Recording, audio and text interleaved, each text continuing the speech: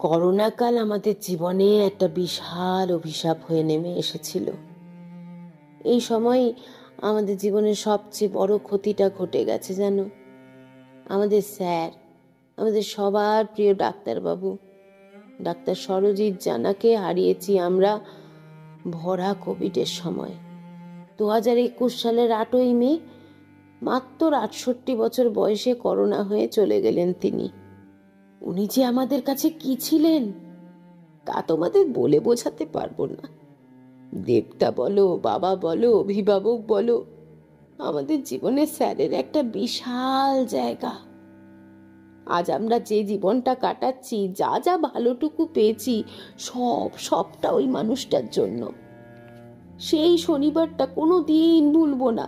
ওনার যাওয়ার খবরটা পেলুম, কিন্তু ওকে শেষ দেখাটুকু দেখতে যেতে পারলুম না। কারণ তখন করোনাতে মৃত্যু হলে বাইরের লোককে যেতে দিচ্ছিল না। সে যে কি যন্ত্রণার দিন ছিল আমাদের। অফিসে গিয়ে কতবার কত মেয়ে যে হত্যে দিয়ে পড়ে দিদিদের বলেছিল, একটিবার স্যারকে আনো না গো তোমরা, আমরা দূর থেকে প্রণাম করব, কাছে যাব না, একটিবার আনো। কিন্তু দিদিরাই বা কি করবে, না পারার যন্ত্রণাতে ওরাও তখন হাউ হাউ করে কাঁদছিল। গোটা সোনাগাছিতে কান্নার রোল উঠেছিল সেদিন। আজও সেই যন্ত্রণার রেশ কাটিয়ে উঠতে পারিনি আমরা। করোনা শুরুর সময় থেকেই আমাদের স্যার ডাক্তার সরজিৎ জানা খুব করছিলেন আমাদের জন্য। এইসব মিশন সেবাশ্রমের সঙ্গে যোগাযোগ করছিলেন, পাশাপাশি আমাদের নিয়মিত স্বাস্থ্য পরীক্ষা করে চলেছিলেন। যাদের করোনা হচ্ছিল তাদের আলাদা রাখার ব্যবস্থা করে তাদের অক্সিজেন পরীক্ষা, চিকিৎসা সব ওর টিম করতো। করোনা রোগীদের খাবার দেওয়ার কাজটা আমরাই করতুম। শুধু আমাদের এখানেই নয়, উনি করোনা নিয়ে বাইরেও অন্য অনেক ডাক্তারবাবুদের সঙ্গে টানা কাজ করে চলেছিলেন প্রচুর। হয়তো এই সব করতে করতেই কখন করোনার জীবাণু তার বুকে বাসা বেঁধেছিল, টের পাননি। আর বাসা বাঁধলো তো বাঁধলো, এমন বাঁধলো যে মানুষটাকে দুনিয়া থেকেই নিয়ে চলে গেল। আমাদের দুনিয়াটাই উজাড় হয়ে গেল। আর করোনাকাল তো আমাদের জীবনটাকে শেষ করে দিয়ে গেছে। খুব খারাপ কেটেছে আমাদের।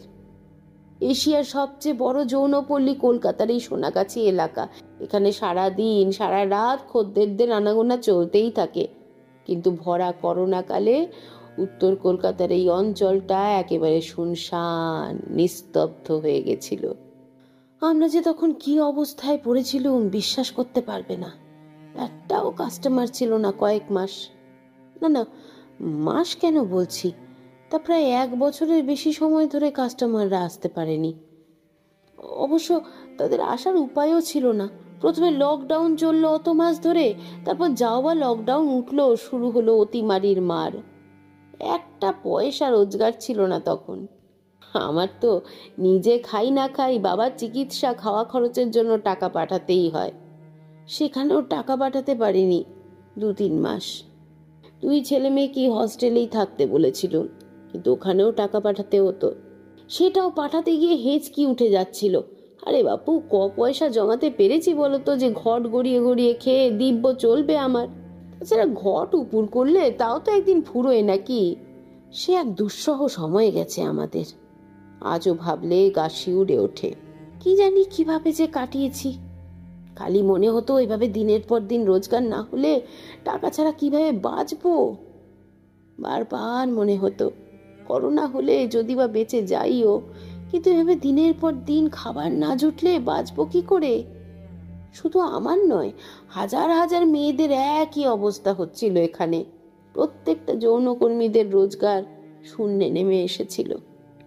আমরা নিজেরা তো ভয়ঙ্কর পরিস্থিতির মধ্যে পড়েছিলুমই। তার উপর এখানকার বেশিরভাগ মেয়েরাই তাদের 1 বা 2 জন সন্তানকে নিজের বাবা মার কাছে রেখে দেয় এই পাড়ার বাইরে।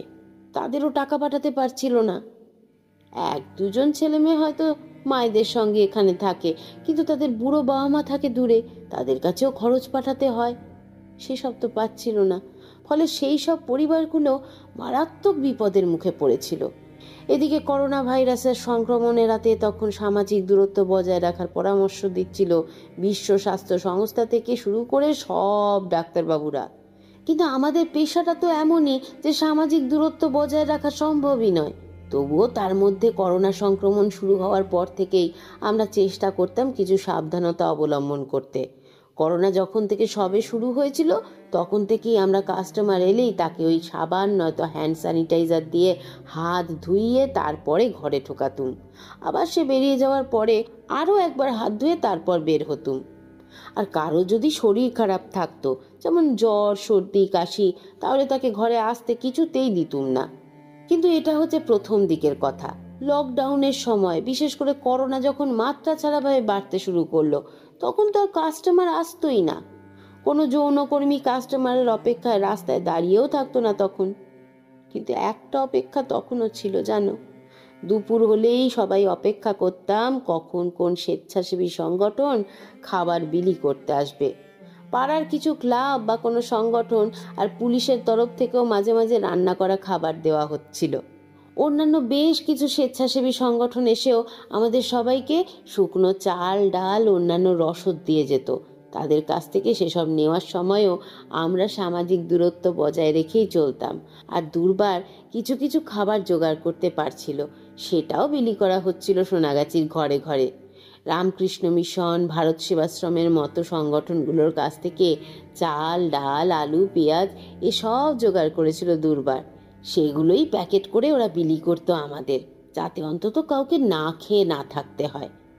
দুর্বার যেন জীবনকাঠি হয়ে দেখা দিয়েছিল কোভিড কালে, লকডাউনের মধ্যেও। 2020 সাল থেকে এখানকার কর্মীরা টানা কাজ করে গেছিল সোনাগাছি ও কলকাতার অন্যান্য যৌনপল্লীতে করোনা সচেতনতা গড়ে তোলার জন্য।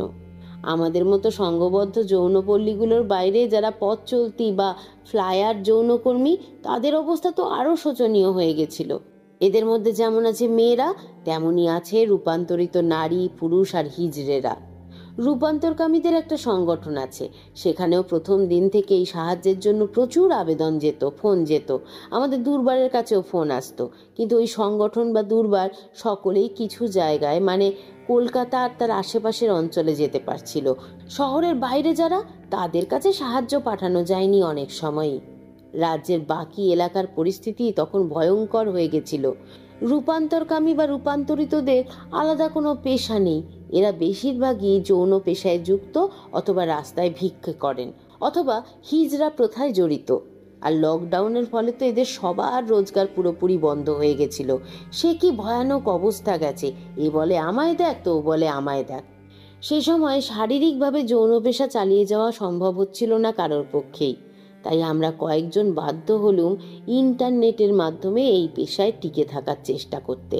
অনলাইনে ভিডিও কল করে রোজগারের ধান্দা করেছি তখন। কি করব, পেট তো চালাতে হবে নাকি? তবে অনলাইনে টাকা পাঠানোর ব্যবস্থা প্রথম দিকে বুঝতেই পারতাম না বলে কাস্টমাররা কত টাকা মেরে দিয়েছে, সময় কাটিয়ে নিল, তারপর আর পেমেন্ট পাঠায় না। তখন আমরা ঠিক করলাম অনলাইনে আগে পেমেন্ট পাঠাবে, তারপর ভিডিও কলে কথা এগোবে। তবে রেট অনেক কম ছিল, কিন্তু আমরা তখন যে যা পেয়েছি তাতেই রাজি হয়ে যেতুম। পুতিবাবু তখন প্রায়ই ফোন করতো আমাকে জানো। যখন অনলাইনে কাজ শুরু করেছিলুম তখন ওনাকে বলিনি। উনি নিজেই একদিন জিজ্ঞেস করলেন যে এভাবে দেখা হয় কিনা। যেই বললুম ইন্টারনেটটা শিখেছি, এভাবে কাজ শুরুও করেছি, তখন বললেন আমি কল করব মালতী, তার আগে তোমার অ্যাকাউন্ট নাম্বারটা বলো দেখি। তারপর আর একটা মাসেও টাকা পাঠাতে ভুল হয়নি ওনার। বলতে পারো ওনার টাকাতেই বাবার কাছে, ছেলে মেয়ের কাছে খরচ খরচা পাঠাতে পেরেছিলুম। কথায় বলে না, বিপদের দিনে মানুষ চেনা যায়। সত্যিই তাই গো, সত্যিই তাই। এশিয়ার বৃহত্তম নিষিদ্ধ পল্লীর নাম সোনাগাছি, কিন্তু কবে থেকে তার শুরু? সোনাগাছি নামের ইতিহাসটাই বা কি? পরের পর্বে শুনুন।